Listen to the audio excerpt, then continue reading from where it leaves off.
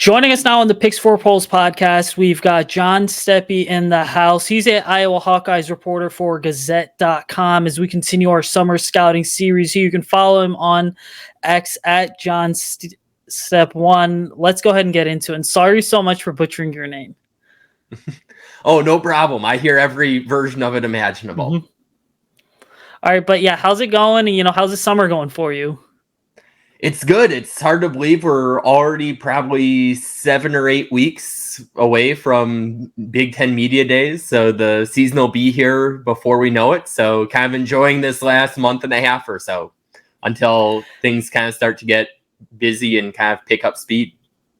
I know, and the Bears, they kind of wrapped up mandatory minicamp last week, so it's been nice to have a lot of time off. But, let's just get right into it, because you being a guy who covers the Hawkeyes, and me living here in the western suburbs of Illinois, it seems like, there's a lot of Hawkeyes fans, especially because Iowa City's not that far away. But first things first, we have to talk about a former Hawkeye who's now on the Bears roster. I mean, I saw Tory Taylor from a distance at Hallis Hall, and my first thought was, okay, this guy's 6'4".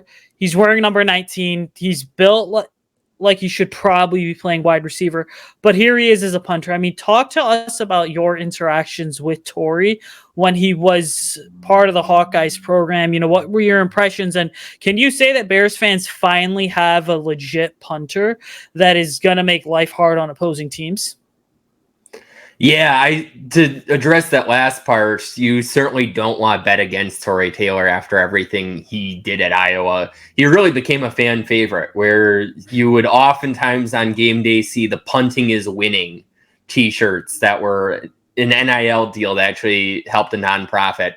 So he's really, great to interact with from a media standpoint, somebody who I've personally enjoyed getting to know over the last however many years of covering him. I guess it'd be 3 years where I was on the beat and he was there. But he's been just outstanding. The consistency has been something that really stands out. And he really took another step in his game from junior to senior year, where freshman year, sophomore year, junior year, those are still good numbers. But we really saw him punting on another level as a senior. I think somebody who could be a great fit in Chicago, certainly unusual weather. So that's not an issue for him in terms of adjusting to environment, and really a versatile punter, somebody who can get the distance punts, somebody that can get, the more precision punts, you name it. And he's really able to kind of do it all at the punter position. I mean, from what the Bears are releasing on social media, it's certain, and just kind of what we've seen, being at some of these practices, it certainly seems like he is the real deal, because when he was picked, it was so interesting because a lot of people were like, well, why even take a punter in the 4th round? But, punters, I feel like, are sort of like socks that you get for Christmas, where they are super, underrated and super underappreciated. And then you really realize, okay, having these is not bad at all. But let's talk about, the state of the Big Ten Conference here. What's the feeling in Iowa City with some of these West Coast teams now joining? Because if you look at the Hawkeyes, I mean, they're playing UCLA at some point this season. They've also got Washington on the schedule. So it's kind of going to look sort of like a bit of a different schedule, because there's been a lot of changes that have taken place. Yeah, Iowa really benefited a lot from the Big Ten West, and I don't think there's any denying the kind of difference in strength between the East and the West, really, during that that era of divisions. So this isn't necessarily as good news for Iowa in terms of, okay, before you just had to be better than Northwestern Illinois, Wisconsin, Minnesota, Nebraska, and Purdue. And okay, that's not a terrible task. Okay, now you have to be better than all but one of kind of the top tier of Ohio State, Michigan, Penn State, USC, Washington, when Washington is at a higher level, Oregon this year. So the path in Indianapolis certainly gets a lot harder with this new configuration. The silver lining for Iowa fans is they have a relatively favorable schedule for 2024. You look at it, Washington was an opponent that maybe you would have been fretting a little bit more until they lost their head coach and a large portion of their roster. So that's a game that you're not quite as concerned about. You're probably not quite as concerned about UCLA as before, just considering their transition too. So they got a good draw of the schedule this year. In future years, though, the path to Indianapolis gets a lot harder, and that's Iowa really benefited from the East and West setup, and now this is a lot different. I know it's certainly going to be interesting to watch because, again, we're so used to seeing them play so many of the same teams that are, geographically located within the same area. But all of that's going to change because, again, you do have that UCLA game. You do have that, Washington game, which I'll be honest, when I sat down and looked at the schedule a couple weeks ago, I was like, okay, this is so weird to see this happening in terms of you got two teams that probably would have never crossed paths in the regular season, probably would have crossed paths in the playoffs, but kind of here they are. But you talk about, the state of the roster. Let's kind of look at this because this is a school that has a really rich history, really rich tradition. They send a lot of players to the NFL every single year. They had Cooper DeJean this past year, cornerback, but the Iowa Hawkeyes program to me is known for the tight ends, right? You have guys like George Kittle, TJ Hawkinson, Noah Fant. I think next up in that pipeline is Luke Lackey, who's 6'6". Dad played in the league too. Luke, I think, had an unfortunate season last year because he got hurt when a lot of people thought it would be his final season. What does he have to do for the upcoming season to get his name out there? I think really for Luke, it's as simple as having a healthy season where you look at what Usayd was doing through the first two games, and that was a spectacular first two games for him. Then he gets hurt early in week 3 against Western Michigan, misses the rest of the season. So really this is his year to shine, where before last year, he was the number 2 guy behind Sam Laporta, who of course had a tremendous year elsewhere in the NFC North. But you look at it, and for him, just having a healthy season, having good quarterback play certainly would help. That's been an issue for Iowa the last few years. But even with Cade McNamara not being his full self, even for the little portion of the season where he was able to play, Usayd was still able to accomplish a lot. So I think it's just a matter of having a fully healthy season. He probably would have been a mid-round pick last year had he decided to go out. He stays. I could easily picture him, if this year goes according to plan, maybe being first round, maybe being second round. I think he can really help his case as long as he just stays healthy, as simple as that. So do you think that he's on par with a lot of these other Iowa tight ends that have come through the program? Because, you look at the standard, and I think the standard for tight end at Iowa is about as high as it's ever been. Yeah, I think he can be certainly of that caliber. There's a lot of potential. He has the size. He has a lot of the skills. He just needs a chance to show it. And it seems like we've been seeing kind of flashes of it in terms of the 2 games where he was healthy last year. Certainly there were some impressive plays going back to 2022. But now it's just a matter of, can he show it? And you look at the guys he's been around. He, learned a lot from Sam Laporta. I think he could potentially be an even better tight end, potentially, than Sam Laporta. And no guarantee there. A lot of different things can happen. But I certainly think that he could be of that caliber to really be maybe somebody 5 years from now that when we're talking about Iowa being tight end something they're very proud of, that you could very likely hear Luke Ushayd's name come up with that. And of course, a lot can change. You have injuries. Football is obviously a physical sport, but there's certainly a lot of potential for Luke Ushayd to kind of join the long list of names that you think of with Iowa tight ends in the NFL. Yeah, and sticking with the offensive side of the ball and sticking along, some of these guys that are going to play in the trenches. I mean, I think when you look at the Hawkeyes offense right now, obviously it's due for a major overhaul, which we'll sort of get into with Tim Lester taking the reins as offensive coordinator. But another guy that I think is so intriguing, he's going to be one of the most intriguing guys in the Big Ten this year, is Connor Colby, because he's a player that, when you go back and you do a lot of research, kind of played tackle in high school, but has now kicked inside to guard. But he's versatile enough to the point where I think, at the next level, he could certainly play either guard or tackle. I mean, what's to know about a player like Connor Colby? Yeah, he's a guy, local kid from Cedar Rapids, Kennedy, about a half-hour drive from Iowa City. He was really thrown in right away, where typically, especially at a program like Iowa, the preference would be that they have a couple years to develop and then they kind of get thrown in. But he was thrown in right away with an offensive line that really wasn't deep back in 2021, and he was able to kind of stay afloat. And they tried early in 2022 moving him out to tackle. That didn't really go so well. They moved him back to guard. That's been a better fit for him.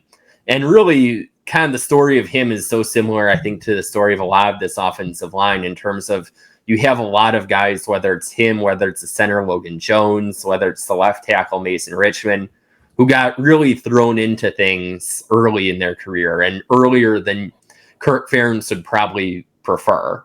And now they've got yet another year to develop, where you're talking about with Connor Colby, he's me a fourth-year starter. And you're talking about the same with Mason Richman at left tackle. So you've got a lot of experience on the offensive line.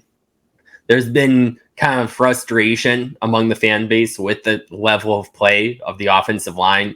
And you don't have to look far in terms of film to see why.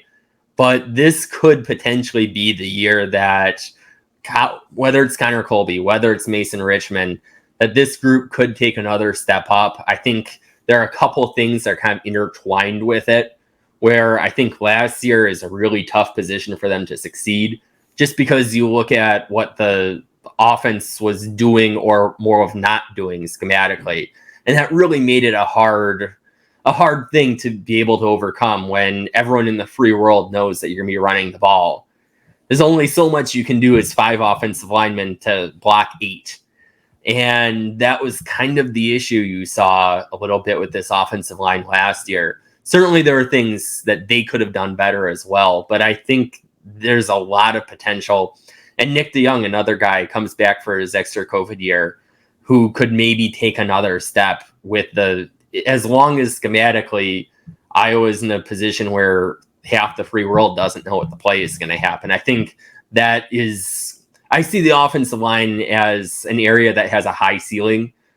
You don't know. That's kind of the big question marks, just because it hasn't been great the last few years. But I think there's a lot of upside at that position group.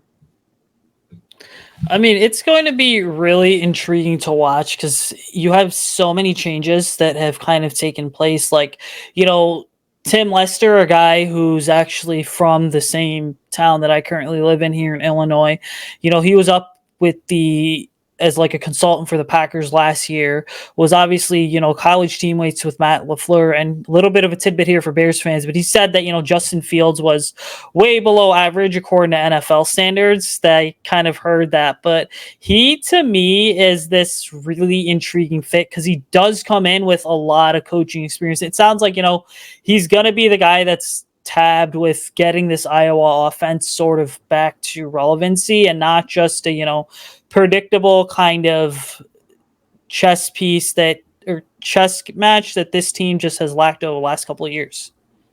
Yeah, in terms of schematically, the best comparison, and this isn't even a comparison that's exclusive to me, the thing that you frequently hear when you ask somebody about what the Tim Lester offense will look like at Iowa, they keep on comparing it to the Packers scheme.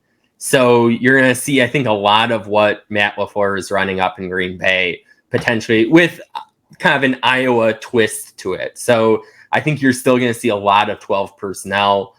Iowa certainly likes its tight ends, as we've been talking about before. So I think you're still going to see heavy tight end usage. But in terms of the pre-snap motion, kind of a lot of motion, we saw a lot of it with the one spring practice that's open to the public and to media. We saw a ton of motion. It seemed almost every play had some kind of element of motion. So I'll be curious to see week 1 when we get a little more of a full extent of, or a full taste of what it's going to look like, but certainly different from before. I think you might see a little bit more of maybe running from shotgun. As much as this doesn't sound like a crazy concept in 2024, you didn't see a ton of it at Iowa last year. So I think you're going to really see Tim Lester modernize this offense and get in a position where the personnel is a little more set up for success. Now, there are still other question marks around the offense for sure, particularly at quarterback and wide receiver. But I think schematically, you're giving the offense a little more of a fighting chance this year. And I think that's ultimately what it's going to be about for this Hawkeyes offense, just kind of figuring out how to get into a groove. But switching over to the defensive side of the ball, there's a lot of intriguing names. You know, we just saw Cooper DeJean go to the NFL. And to me, I mean, we're seeing, I think DeJean going to the league was just the first of many really good Iowa defenders to come over the next couple of years, because you have guys like Yaya Black, you have guys like Jay Higgins, Nick Jackson, you know, they've got a really good kind of linebacker core there. Sebastian Castro, who's kind of that hybrid, you know, down safety slash just like classic box slash nickel player. He's a guy that's going to be fun to watch as well. I mean, who are some top names to watch on defense for the Hawkeyes that could potentially be leaving to go to the next level in 2025?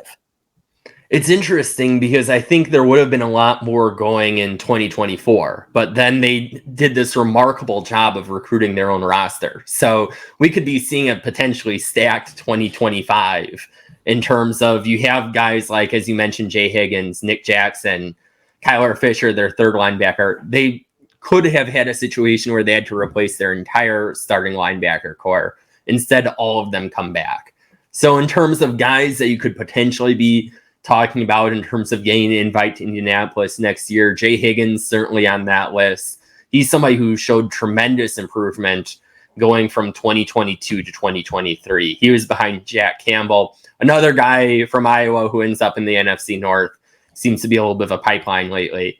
But you look at him, did not have a huge role before 2023, some a little bit, but kind of only a little bit. Somebody who kind of took light years in terms of a jump up. And he's somebody that you think, oh man, if this is what he did as year 1 as a starter, what could year 2 present? So he's certainly an intriguing prospect. You mentioned Y.A. Black. He's somebody who the statistics don't really do justice for. You know, he's a 2-gap defensive tackle, so the numbers are not necessarily going to be as up there as maybe for other interior defensive linemen. But you look at his physicality, you kind of just look at him and you say, okay, yeah, if I'm an offensive lineman, I don't want to be going up against YA. Like, it's just kind of that kind of thing. So he's certainly an interesting guy to watch. Deontay Craig, another guy in the defensive line that I think has potential at the next level. Sebastian Castro, though, a guy from Chicagoland as well. He is somebody who showed remarkable improvement really in 2022 between the regular season and the bowl game. I remember being down in Nashville for that and watching Castro play, and I was like, wow, this is a substantially better player in the bowl game than in the regular season. And then continued to make strides last year. He's a real physical tackler.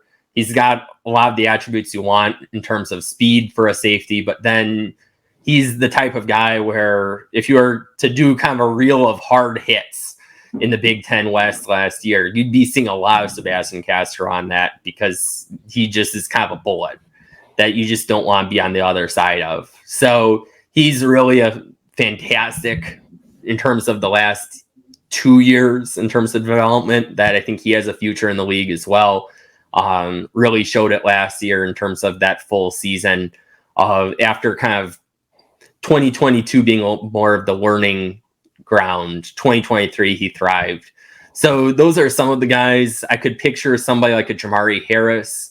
If he has a good year, he could maybe be in the conversation. Nick Jackson, potentially. You're talking about a really experienced linebacker there. But if I were to pick a couple, I would say Jay Higgins, Sebastian Castro, and Y.A. Black, if I were to pick 3 those would probably be the top three in terms of NFL potential on this team.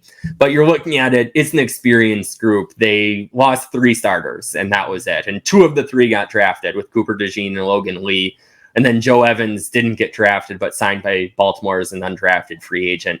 Somebody who was maybe, if he got the combine invite, it wouldn't have shocked me if he was going to be maybe a 6th or 7th rounder. He doesn't get that. But was quickly signed as an undrafted free agent. So you've got a lot of talent coming back on this 2024 defense. I think everybody saw how good the defense was in 2023. And that 2023 team lost a good chunk of starters. Now you've got, with the exception of DeJean, Lee, and Evans, pretty much the whole band back together. So there's a lot of optimism in terms of this defensive side of the ball. I mean, Higgins to me is going to be one of the most intriguing players to watch, because he could ultimately, in what is expected to be a really deep defensive class for next year, end up as being the best linebacker of the entire group. And again, it's the summer, so we'll kind of see. But for him to have, I think it was like 170 something tackles last year, and then just the stats all across the board. I mean, he really set the tone for that Iowa defense. So there's good reason to believe that, with all these preseason rankings coming out and everything, that he should technically be near the top. But got 2 more for you here. I mean, Cade McNamara, a guy who's kind of stayed in the Big Ten his entire college career. He has a new offensive coordinator. There seems to be, no consensus as to where he even falls. What does he have to do going into his final season of college to kind of help get the Hawkeyes offense back on track? That's kind of the Cade McNamara is, I think, one of the X factors in terms of how much success does this team have, because it's been a while. I believe it's 2015 was the last time that Iowa's completed more than 60% of its passes. So it's been a while since you've had really high-level quarterback play. And Cade, of course, coming off knee surgery last year, all signs point toward him getting cleared sometime this month. So that's a good sign for him and his health. But if he doesn't need to be all of a sudden the next Justin Herbert for this offense to succeed. I think as long as he can kind of do what's needed, complete. It sounds simple, but if Iowa has a quarterback who can, at a high percentage, complete high percentage throws, not rocket science, but even that would be already such a big difference. So I'd say, make the makeables.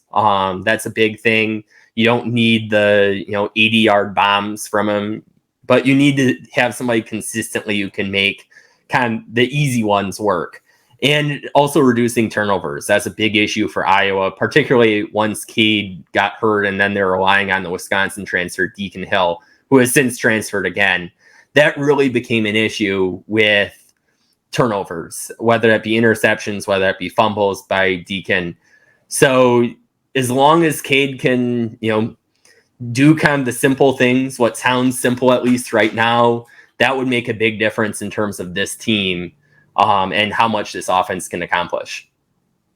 And last one from me here, but what's the most intriguing matchup in your opinion on the schedule for Iowa in 2024? Because all eyes are going to be on this team. Yeah, it's interesting. I think the only one that you would say, okay, they're not going to be, they don't have a good chance of being competitive in, is probably Ohio State. I think pretty much all the other ones, they should at least have a fighting chance in. I think Washington could be an interesting matchup at Kinnick. That certainly, even before that, I think Iowa State might be an interesting matchup. Iowa State, I don't think is going to get a lot of preseason love this year going into this season, but they're returning a lot of production from a team that was kind of in a little bit of learning mode last year. And you kind of wonder how much do they take a step forward. That's oftentimes been a competitive series. I'm curious also, Nebraska, that'll be under the lights too on Black Friday. That has consistently, I think it's been the last 5 or 6 years, has been a one possession game. That's historically been such a good rivalry, and we could see another good one there. So it's hard to pick just one, but I guess if I had to pick one, I'll go with Washington at home, and I think that'll be an interesting one. I think that might tell you in terms of, okay, how good is this Iowa team? Because I think with this Iowa team, you have a really high ceiling if this offense can figure itself out. Even if the offense can, I don't think people have any expectations of Iowa ranking in the top 20 in offensive statistics. But even if they go from, near the bottom, 130th, 131st, etc., depending on the statistic, even if they go from that to like 80th, I think this defense is in a position to succeed. So, yeah, I'd say those are kind of the matchups that especially stand out to me. But it's certainly going to be an interesting season to watch between the new offense, between having so much experience coming back on defense, and of course on special teams replacing Tory Taylor. I know it is going to be a fun season for Iowa. Before we get out of here, where can people kind of follow you on social media and keep up with your work? Yeah, on Twitter or X or whatever it's called, JSteppe1 is my handle in terms of finding my work, thegazette.com. You can find it there. So yeah, and appreciate anyone who follows along this season. Absolutely. And we'll definitely have to have you back on here at some point, to discuss the state of everything, just because there's a lot of Iowa players that I'll be watching as well. But yeah, thanks again for hopping on. Yeah, absolutely. Thanks for having me.